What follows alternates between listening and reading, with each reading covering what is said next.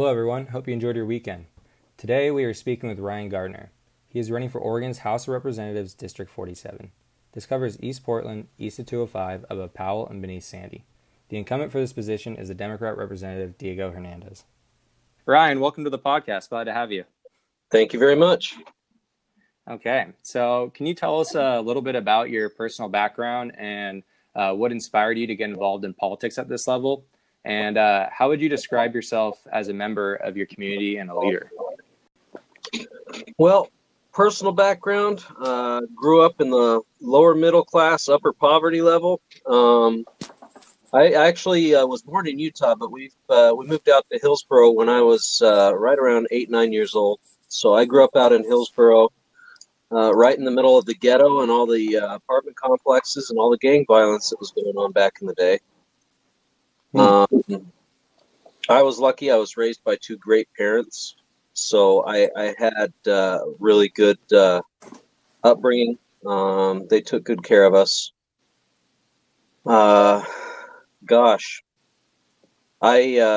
School. I did okay in school. About halfway through my sophomore year, though, I had my fill with the popularity contest. So at that point, I actually went out and got my GED. And I went to college instead. I was just done with high school. Then, of course, I'm a member of the LDS Church, so I went on a mission to Western Siberia, cities Yekaterinburg and Ufa. I was there for a couple of years. When I was there, Yekaterinburg is one of the cities that actually has a U.S. consulate office, and I had an opportunity on more than a few occasions to work with the consulate people there. And where before I was looking at electronics engineering, my experience there actually got me interested in foreign diplomacy and politics. So when I came back from my mission, I switched my major over to political science instead. Now, I was raised by wise parents, and I was coached. And I was told, you know what, don't just go straight into politics. Wet your feet. So I got involved with the Washington County Republican Party at the time, and I was volunteering with them for a few. I was on Kevin Manick's campaign as well as a few others, and then I basically was told you need to go in the working world and see what everybody's going through. So that's what I did. So I've been in a myriad of different positions. White collar and blue collar, get me to this position where I'm at right now. After the bust of 2008 and 2009, I was severed from a white collar job working for one of the large banks. And at that point, I decided I was tired of working for other people because there's no job security in it. So I decided that was a good time to start becoming an entrepreneur. So I tried a few different things. I've had plenty of failures. Luckily, I was educated enough and I had some good help, so I knew how to quit without destroying myself, financially or otherwise. Got into construction, and actually it worked out pretty good. I had a partner for my first business, but we separated, split ways. He kept that company. I started the current company I'm in. And that's where we get to why I'm running for this position now. As a small business owner in Oregon, it has been getting progressively worse every year. It is more and more difficult to run any business in Oregon now than it's pretty much any other state in the country. And I'm the kind of guy that, you know what, if I can fix it, I should try. So I figured the best option would be to run for a position in the state legislature where I could get the word out on behalf of the business owners, on behalf of us lower middle class people who are getting beat to death by these taxes. So I decided to run for District 47 for the House, and I'm going to try and give it a shot to be a better advocate for folks. Great. Yeah, a few other questions in there. I was also asking about some of your leadership experience. So it sounds like a lot of the entrepreneurship and running a business as well. Correct. I've been a manager in some of the other businesses. I've run multiple crews. I know what it's like to have to make the hard decisions, and I know what it's like to have to, you want to keep an employee, but you have feelings and you have issues and you have people with different heads butting together, and you have to be patient, you have to work with people, you have to try and bring people together, and I've been doing that for years in business. So, including business, of course, what are your primary objectives as a state rep for your district? And can you tell us a little bit about your district's character and what are some of the issues community members want you to address? Well, the big thing for me, of course, is taxes. I'm running as a fiscal conservative. The state is taxing us too much. It's very simple. We are one of the highest taxing states in the entire country. There's no good reason for that. So I'm here to lower taxes. Other than that, really, I'm here for common sense. It's something that is lacking tremendously in our current leadership. We need to take better care of our forests. We need to stand up for law and order. We need to arrest people who do illegal things, and they need to be put through the justice system. There may be areas in our bureaucracy that have issues, that have inefficiencies. We need to find those and take care of them. There's a great deal of inequity and insanity in our current government that needs to be reined in. My District 47, we're East Portland. We're very much the forgotten side of Portland. Other than the Portland Bureau of Transportation coming out, narrowing our roads and making it more difficult for us to commute, the city of Portland does very little out here. Our roads are just awful. There are potholes everywhere. We have so many dark streets. We have a tremendous amount of crime. We have a tremendous amount of homelessness. And we have a lot of people who are homeowners out here. We've got lower class, middle class. We've got a little bit of upper, but we're all very middle class here, and we're getting forgotten and beat to death by these small groups that our government is pandering to. That needs to change. We need to have strong government on the state level that can come back to the city of Portland and say this is unacceptable. If you're not going to take care of this, the state will have to step in and take care of it. Ted Wheeler is spineless. The guy, I don't know what his hidden agenda is, but if nothing else, he is just spineless. He is not taking care of the problems of this city, and he'd rather spend money on his little pet projects instead of on the actual needs of the people of Portland. Mm-hmm. It sounds like you have, kind of a practical background that leads into your philosophy, but can you maybe go deeper into your philosophy and foundation that is behind the policies you promote and your view on the relationship between the people and government? Yeah, I was raised very conservative, but one of my I consider it a quality is I'm actually somewhat dyslexic. I don't write backwards or anything like that, but I found in school it was very difficult for me to learn. I actually had to teach myself how to learn from the teachers because teachers are not flexible. That made school very difficult, so I got through school. I barely made it by the skin of my teeth in the end there because the certain perspectives are very difficult for me to grasp with some of these teachers and the way that they work. However, when I got out into the working world, one thing I noticed is every time issues or problems came up, I was actually able to listen to both sides of a story and understand what people are talking about. I can see where people are coming from easier. It's like my perspective has shifted 90 degrees from what a lot of people are. And it's made it a lot easier for me to be able to understand that while this person may be yelling and they're very upset and they seem just out of their mind, I can actually talk to that person. I can understand why they feel the way they do. And I found it's made it a lot easier for me to help bring people together that are on opposite sides of any given spectrum and work with people in ways that has brought about change, has brought about better improvements in things. And I mean, a lot of this is in business. But, even in my everyday life, I found that I can talk with people from all walks of life and the entire political spectrum. If you look at, say, my Facebook friends, you'll find that I have friends that are on the far right and the far left. And we can still stay friends because they know that I listen to them with respect. I'm happy to hear out their point of view. And even if we disagree, we can say, you know what, that's fine because I still like you as a person, even though we don't agree. I'm trying to bring that to this. Besides that, being raised poor, it's a harder life. And, with that, I will generally bring a hard line with some things. I'm the kind of guy that'll call it how I see it. I know there's a lot of politicians that are in government.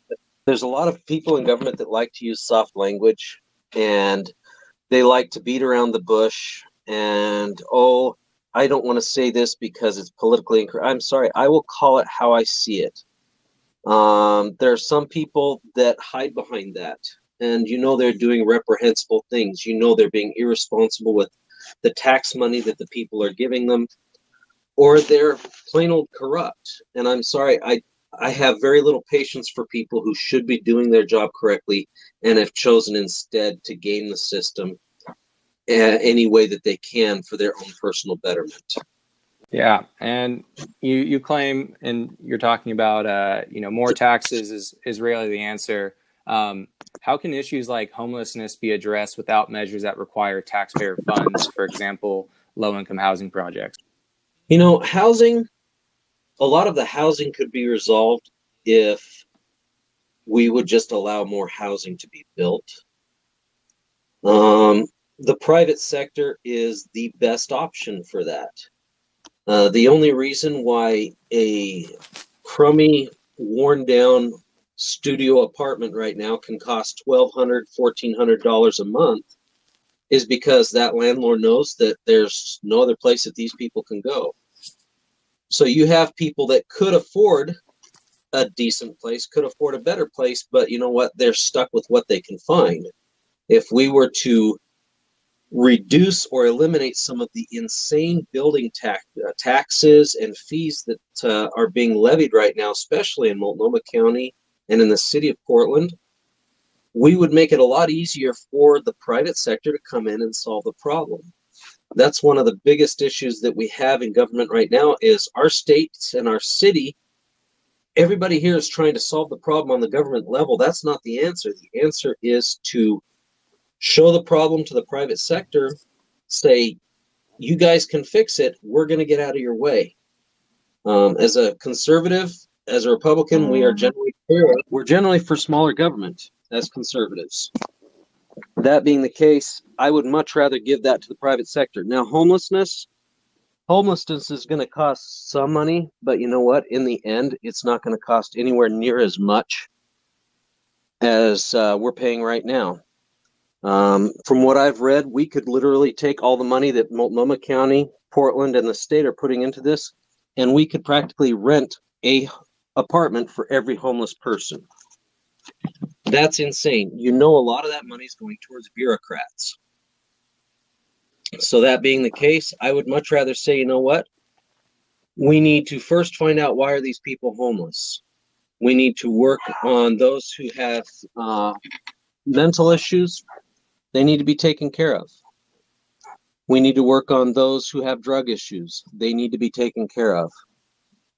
We've got to come up with some better programs. And you know what? There are plenty of charities out there that would be willing to do that, that already have effective plans and effective procedures in place. We don't need to reinvent the wheel. So getting back to homelessness, I mean, that issue right there, if you look at the city of Portland, and I've worked with a lot of people that have come out of that. I've worked with a lot of people that are in the process of trying to come out of that. The system in Portland is skewed entirely the wrong way. A lot of these programs, they use volunteers that have come up through their own programs. There's a lot of favoritism in there. People who are actually not doing drugs, not drinking, who are willing to get a job or even have a job, are not being given anywhere near the support that they need. So we're letting this low-hanging fruit lay there while they're giving favoritism to their friends who may be on drugs, may have other issues. They're not helping these people who are actually able to get out of the system if they were given a hand for a month or two. We need to make sure that we get into these programs, and we need to say, you know what? No, if they have a job, they should be able to come in and get a shower. They should be able to come in and do their laundry any time of day. We need to accommodate these people because they'll be in and out of the system within a few months if we help them. Right now, that's just not happening. So frankly, at every level, there's got to be changes made. But given that the people in this country are incredibly charitable, that they're incredibly giving, a lot of this can be taken care of through charitable organizations. The biggest problem we have with a homeless population is that a vast majority of the homeless here in Oregon are not from Oregon. They've come here from other states because we've put out the welcome mat, we've opened the cupboard doors, we've opened the bank, and we've said, come and just raid us all you want. We're not gonna arrest you for stealing. We're not gonna arrest you for doing drugs. We're not gonna arrest you for all this other stuff that you're doing, and you can set up a tent on a sidewalk.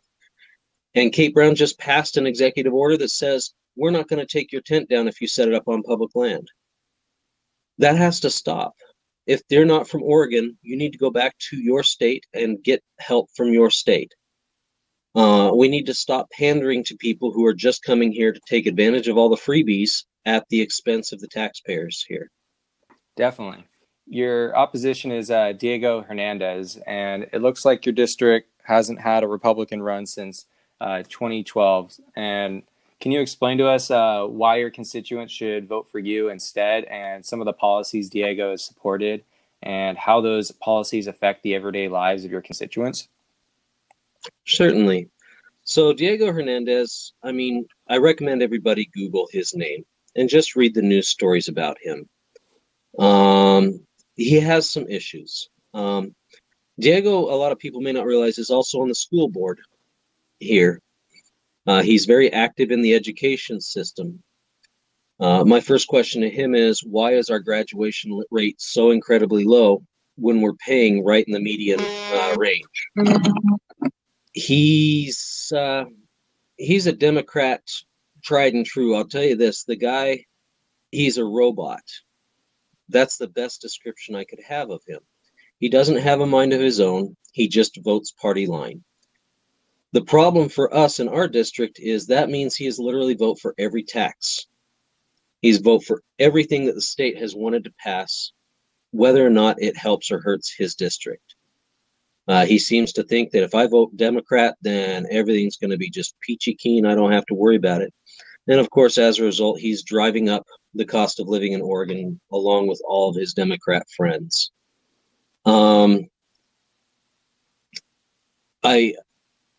Getting back to the school system, I can't stress enough, he's been involved with them for multiple years now. I've heard from some of his students, they say he has anger issues. He will literally throw temper tantrums in class. This is actually what I've heard from some of the people that have been students that have worked underneath him when he gets upset. He has been accused of assaulting his girlfriend while he was drunk, while he was on drugs, and he was smoking pot. I show a significant lack of self-control. As far as the guy, I don't know much about the guy outside of his political record and what I've seen and heard, but he really needs to get some professional help. I don't think he should be running for office of any kind right now. He needs to go get some psychiatric counseling. He needs to get some help with his anger issues to get his life in order. Me, as opposed to him, I'm a responsible person.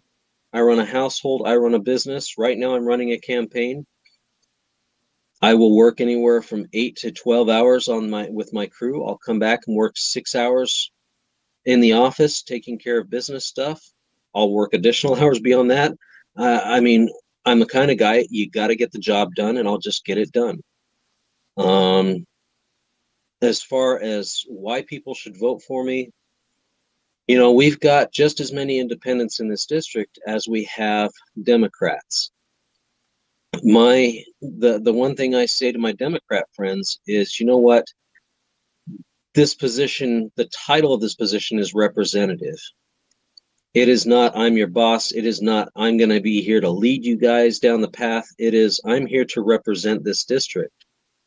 Now, while there are some issues that I will put my foot down and I will stand pat, there are some issues that I know that for the betterment of my district, and just for the fact that my district is going to want certain things to be certain ways, I'm willing to negotiate. I've been asked to sign a pledge that says I will absolutely not raise taxes. I refuse to sign that because I also know that there may come a time where I need to sacrifice at one tax to get rid of another tax, and in the end, it will be a net benefit for my district. I don't like being tied down. I want to be available, and I want to be the person who's willing to look beyond the party and look at the people that are representing me, that are voting for me, and even the people that are not voting for me, and how can I help them improve their lives? How can I make sure that they're actually keeping more of their own money? And how can I make sure that the money that they do pay in taxes is spent responsibly to promote law and order in their communities? Yeah. So moving on to something more relevant to Portland that's been going on. This year has brought the most fraught environment to Portland with over 100 days of protests, dozens of riots, and even the Portland mayor, Ted Wheeler, was forced to move out his residence. While the police are being defunded and occupied with crowd control and defending buildings like the East Precinct near you, we've seen nearly twice the amount of people injured in shootings through August as we had seen compared to the whole of last year. With the safety of Portlanders diminishing daily, is there a role for the state legislature to ensure the safety of its residents in a city, or is that something to be addressed by local politicians? And is there legislation that should be considered? I absolutely think that there's legislation to be considered. There is a hierarchy in government. When your local government doesn't do their job, the state government can step in. Even the county government can step in and try to do something. If the state's not going to do its job, then the federal government needs to step in. I think that legislation is important. I was dumbfounded. I was surprised. I was actually overjoyed when I heard that Kate Brown had our state troopers deputized to be federal marshals so that they could apply federal charges in their arrests. I think that was actually a smart move. It surprised the heck out of me. I think if this is going to continue and Ted Wheeler or whoever gets in is not going to do anything about it, then yes, I think the state needs to take care of that. A lot of people don't realize that every city in Oregon is essentially a business. The charter for every city has been approved by the legislature of the state.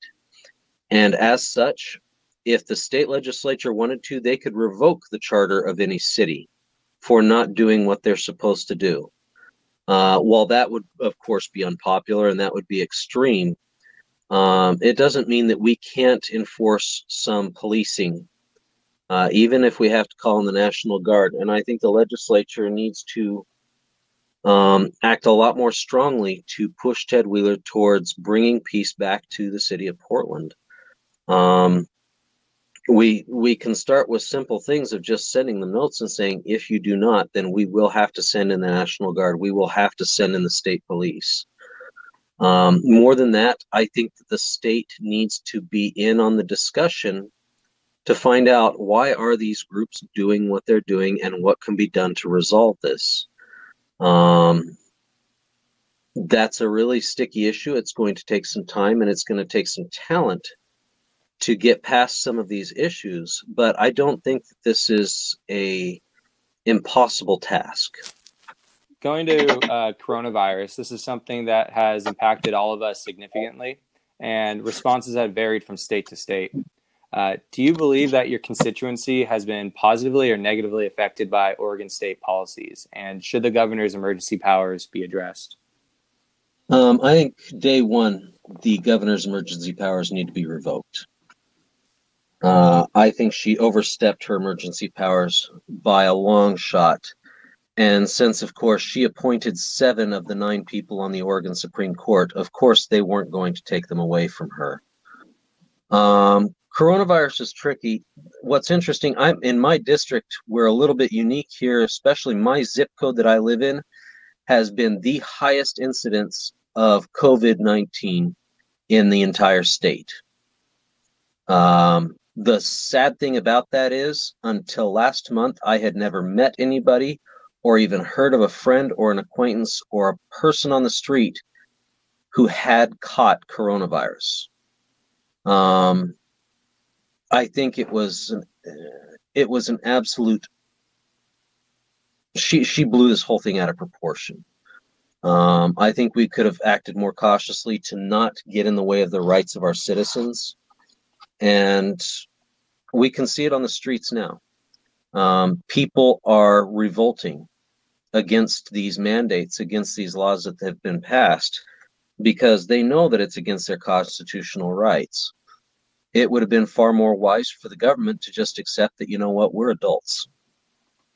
We can make recommendations and we can ask these people to do this, because I know of a lot of people who would have been a lot more happy to just wear a mask, stay 6 feet away from people, if the government had said, you know what, we really need to be doing this, people, please act as adults and let's get this taken care of. A lot of people just, when the government says you have to do this, they're just not going to comply because they don't believe that the government has the right to tell them to. Do you think there was a role for the government at the beginning of the pandemic versus where we are today? At the beginning of the pandemic, unfortunately, the biggest problem we had was bad information. I mean, they were flip-flopping back and forth. I think there's definitely a role. The government needs to let us know there is a danger. This is what we need to do to fix it. If they aren't sure, they need to let us know, you know what, we aren't sure yet, so we need to take extra precautions until we know for sure what we need to do. Shutting down every business and shutting down every gym and shutting down everything except for the big box stores, that's not the answer at all. What the state failed to account for is the fact that they're destroying the health of a lot of people just by the actions that they have taken. So yes, I do believe the government definitely has a place, but I don't think it is forcing things down our throat. I think it is telling us accurate information, giving us the recommendations on how to avoid the situation and how to take care of ourselves, and then letting the public act as adults and take care of it. And if there are bad actors who are going around causing issues and causing spread, then there are other ways to take care of that through the criminal justice system, as opposed to just beating everybody up for a few bad actors. As far as now, I think now would be a perfect time for the government to back away. The data's out. We know how they messed up. We know what we need to be doing right now. They need to, for the health of the people, give us a little more latitude in the direction we're going to go.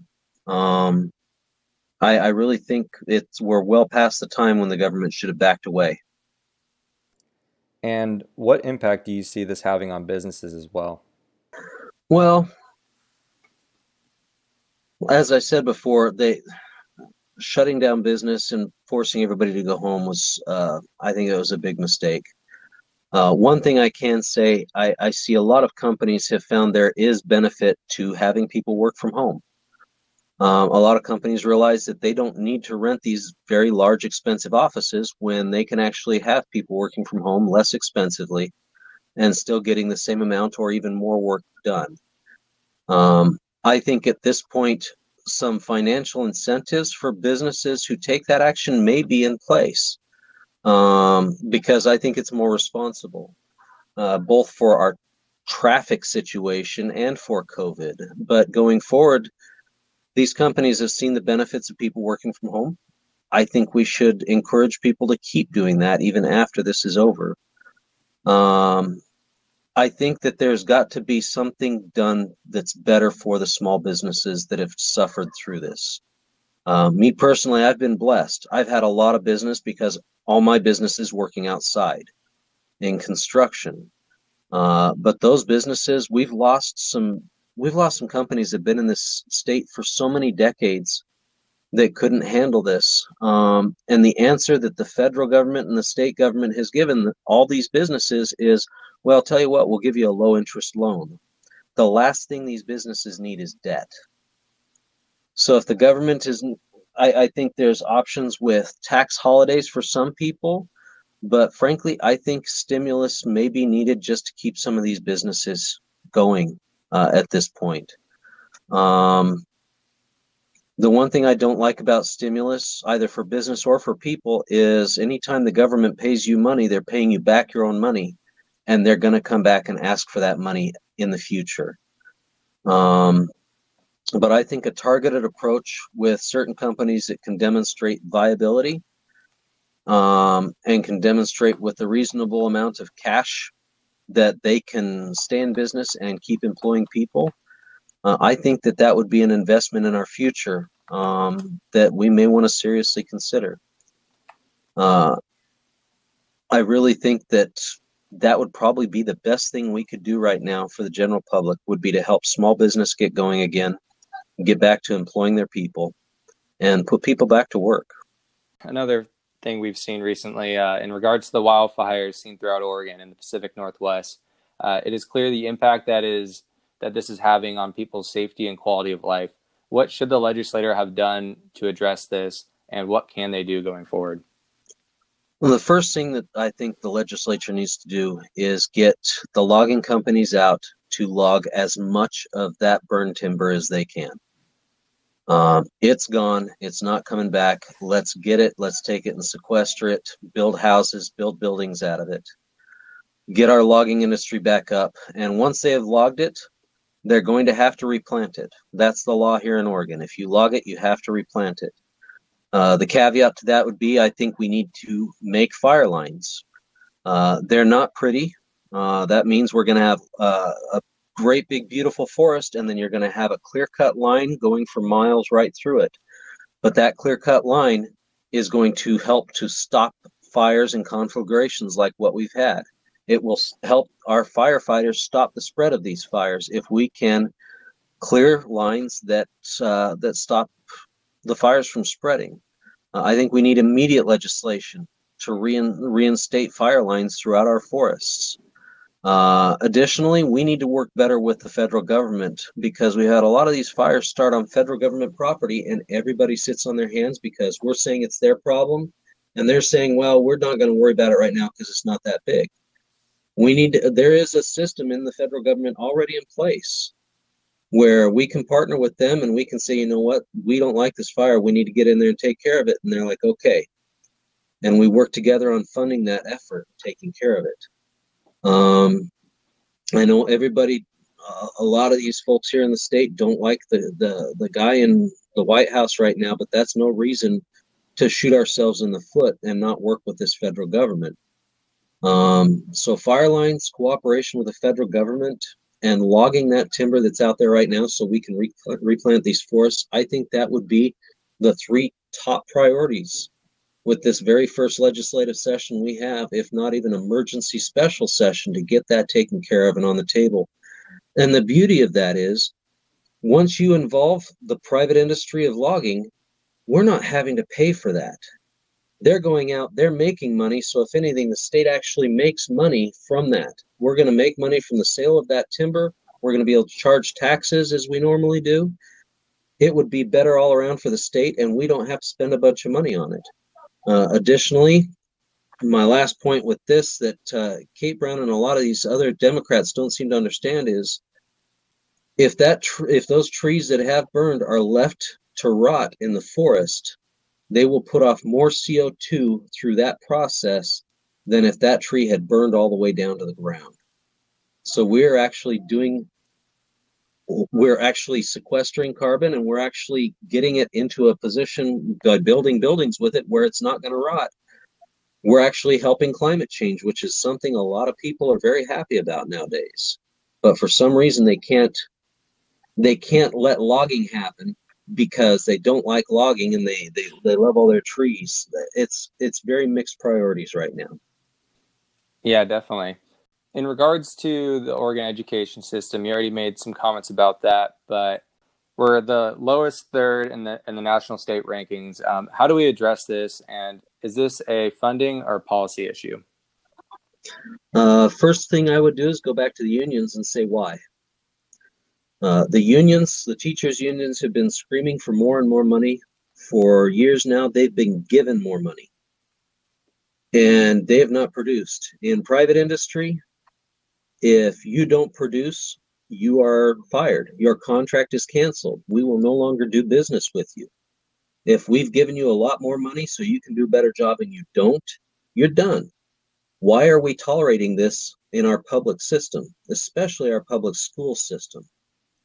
We need to go first to the unions. We need to say, I want to know why this is this way. They need to come back and explain themselves. They need to explain why it's the way it is when they are receiving. You mentioned we're in the bottom end for graduation rate. We're right in the middle for how much we're paying per student. There's no reason why we should be where we're at for graduation rate. So we need to find out. We need a reasonable answer from them. And if they're not going to give us one, we need to actually set up a commission that's going to investigate this situation. I think the best thing that has happened for schools in general was the Janus decision. And I think we've seen a lot of teachers leave these public unions. I think if we have pay for performance for our teachers, just like every other company in private industry, I think we'll see a miraculous change with a lot of our students.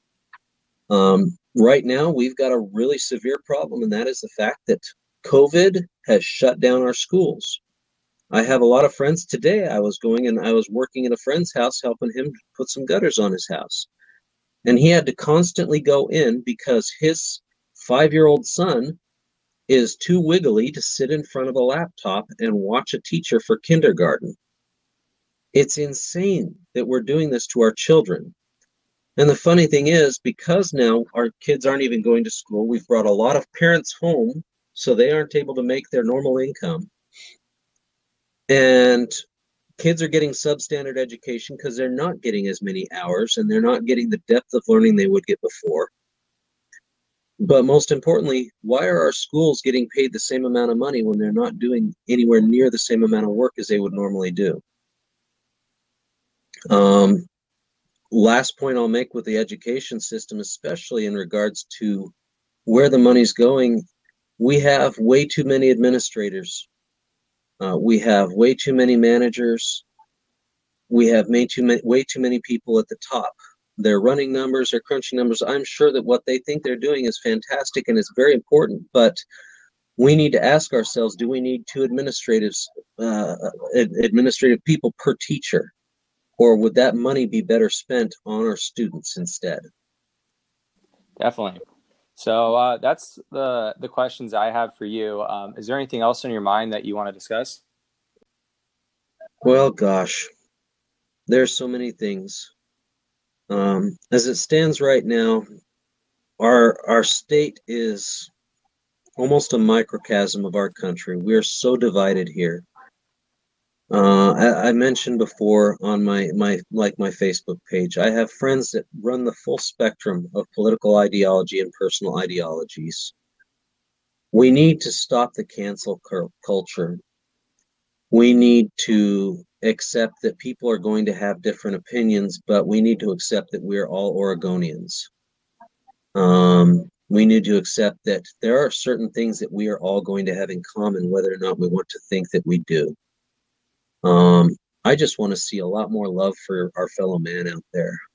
There's so much anger right now. People want to blame me as a Republican for things that Donald Trump does on the federal level. I'm not Donald Trump. I'm not involved with him on the federal level. I have nothing to do with any of his stuff. And just because I'm a Republican doesn't necessarily mean that I'm going to agree with everything that my party does. I think people need to give each other a lot more latitude. That's the one thing that I would want to take away from every discussion I have is we need to just find the time to talk, to take a deep breath, sit down with one another and realize that we're all humans. We're all going through the same journey, although we may be on a different boat. We're all on the same rough sea. We need to be nicer to each other. We need to help each other out a lot more.